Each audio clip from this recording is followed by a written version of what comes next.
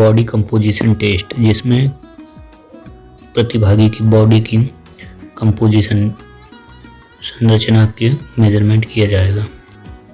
Body mass index BMI का मुख्यतः उपयोग बॉडी कंपोजिशन, जो शरीर में मसल्स और फैट का डिस्ट्रीब्यूशन करते हैं, हाइट और वेट का मेजरमेंट। तथा प्रतिभागी की हाइट का मेजरमेंट के लिए हाइट मेजरिंग बार की आवश्यकता पड़ती है। दीवार के पास मेजरिंग टेप की सहायता से प्रतिभागी की हाइट मापी जाती है। प्रतिभागी की हाइट को एक समतल स्थान पर मापा जाता है। ध्यान दिया जाता है कि प्रतिभागी हाइट मापते समय मोजे एवं जूते न पहने हों। प्रतिभागी की हाइट मापने के लिए मेजरिंग टेप को दीवार से सटाकर रखा जाता है एवं प्रतिभागी को बिल्कुल फ्लैट खड़ा रखा जाता है और मेजरिंग टेप में दिए गए लॉक को बिल्कुल सिर से चिपकाकर लॉक किया जाता है। जमीन के तल से हाइट मापी जाती है। इसी प्रकार प्रतिभागी का वजन भी वेट मशीन से मापा जाता है। 0 पॉइंट करके प्रतिभागी का वजन मापा जाता है। इसमें मोजे पहने जा सकते हैं। इसके लिए प्रतिभागी को मशीन पर बिल्कुल सेंटर में खड़ा होना पड़ता है। प्रतिभागी का वजन किलोग्राम, ग्राम में मापा जा सकता है।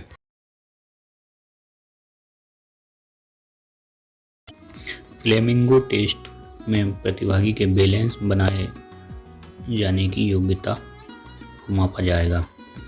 इसमें प्रतिभागी को एक ब्रिक पर एक पैर के बल खड़ा होना पड़ेगा।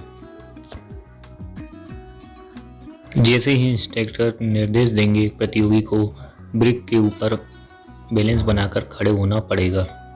स्थिति में प्रतिभागी द्वारा ऊपर वाले पैर का पंजा हाथ से पकड़ा जाता है एवं पैर की एड़ी को बॉडी से टच करने का प्रयास किया जाता है। जैसे ही स्टॉपवॉच स्टार्ट होगी, प्रतियोगी को अपनी पोजीशन लेनी होगी। प्रतिभागी का बैलेंस लूज होने पर स्टॉपवॉच को पॉज किया जाएगा। फिर प्रतिभागी का बैलेंस बिगड़ने पर भी स्टॉपवॉच पॉज की जाएगी। यह प्रक्रिया तब तक की जाएगी जब तक कि प्रतिभागी का बैलेंस लूज नहीं हो जाता। प्रतिभागी के बैलेंस की गणना की जाएगी और 60 सेकेंड में प्रतिभागी जितनी बार बैलेंस फॉल होगा उसमें से 15 फॉल्स यदि 30 सेकेंड में होते हैं तो उसे टर्मिनेट कर दिया जाएगा। एबिलिटी टेस्ट में प्रतिभागी की सिट एंड रीच का मेजरमेंट किया जाता है। यह टेस्ट प्रतिभागी के लचीलेपन का एक कॉमन मापक है। यह विशेषकर पीठ और जांघ की मांसपेशियों के लचीलेपन को मापता है। इस टेस्ट को करने के लिए एक सिट एंड रीच बॉक्स की आवश्यकता होती है। रीच बॉक्स की साइज 12 बाई 12 इंच आगे एवं पीछे, 12 बाई 10 इंच, आपका 12 बाई 21 इंच जरूरी है। टॉप पैनल को सेंटीमीटर और मिलीमीटर में अंकित होना चाहिए। इस टेस्ट को करने के लिए प्रतिभागी नंगे पैर फर्श पर सीधा बैठता है कि दोनों पैरों के तले सीट एंड रीच बॉक्स के सामने लगे होने चाहिए। इस दौरान दोनों घुटनों को दबाकर टांगों को सीधा रखा जाता है। जब चाहे तो घुटनों को सीधा दबाए रखने में मदद कर सकता है। एलियां नीचे की ओर रखते हुए हाथों को एक पर एक रखकर प्रतिभागी आगे की ओर झुकता है तो वो बॉक्स पर रखता है। इसे आरंभिक रीडिंग रिकॉर्ड माना जाएगा। सुनिश्चित करें कि आगे की ओर झुकते हुए हाथ एक साथ बने रहें। हाथों को जितना संभव हो सके कम दूरी तक ले जाकर उस समय के लिए रुकता है। आगे का स्कोर पहली और दूसरी रीडिंग के बीच की दूरी होगी।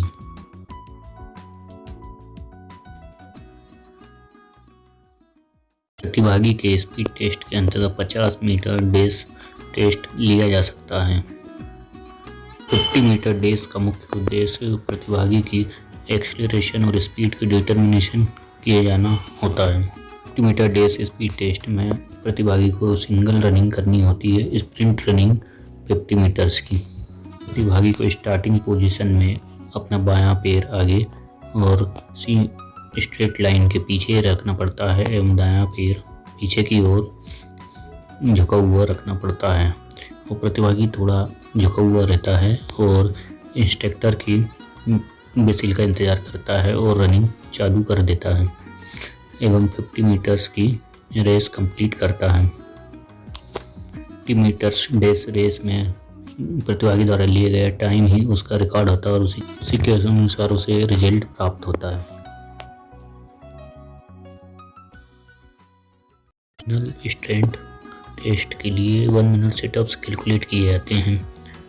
1 मिनट सिटअप्स कैलकुलेट के लिए abdominal muscular strength, endurance of the abdominal और हिप फ्लेक्सर्स चेक किए जाते हैं।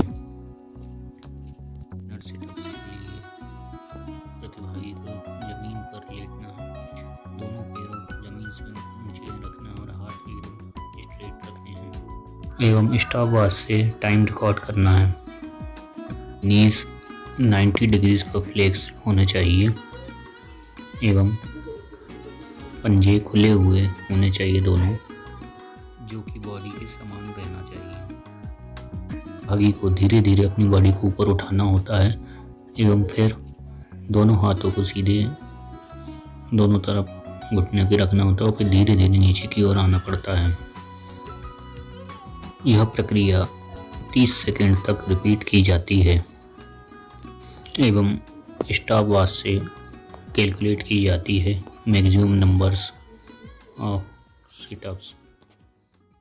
मस्कुलर एंड्योरेंस में बॉयज़ एंड गर्ल्स का 1 मिनट का पुशअप्स का मेजरमेंट किया जाएगा। टेस्ट के लिए अपर बॉडी स्ट्रेंथ और ट्रंक स्टेबिलिटी का मेजरमेंट किया जाता है। पुशअप के लिए प्रतिभागी के दोनों हाथ और पैर जमीन से थोड़े उठे हुए स्ट्रेट लाइन में रहते हैं, फिट रिपीट होते हैं। शोल्डर विड्थ और हाथों की दूरी राइट एंगल और शरीर स्ट्रेट, सिर झुका हुआ, हाथ 90 एंगल एट एल्बो और धीरे धीरे प्रतिभागी को उठना होता है, आर्म एक्सटेंडेड करना होता है, फिर झुकना होता है, फिर उठना होता है। रिपीट अंटिल एक्सक्रीजन्स। गर्ल्स के पुशअप्स के लिए बॉडी स्ट्रेट एवं नीड्स उठे हुए pushups boys and girls. Aerobic endurance test के अंतर्गत प्रतिभागी को 600 मीटर रन या वॉक का टेस्ट देना होगा। 600 मीटर रन या वॉक का उद्देश्य कार्डियोवैस्कुलर फिटनेस और सहन शक्ति को मापना है। एक से अधिक प्रतिभागियों को एक साथ रनिंग या वॉकिंग में शामिल करते हुए एक स्थिर स्थिति से टेस्ट शुरू किया जाता है। रनिंग की स्थिति में प्रतिभागी का बायां पैर आगे की ओर परंतु सीमा लाइन से पीछे एवं दायां पैर स्ट्रेट की स्थिति में होता है और प्रतिभागी जमीन की ओर थोड़ा सा झुका हुआ रहता है। प्रतिभागी का ध्यान इंस्ट्रक्टर की ओर रहता है। जैसे ही इंस्ट्रक्टर विसिल बजाता है प्रतिभागी दौड़ना चालू कर देता है एवं एक समान गति से दौड़ता रहता है।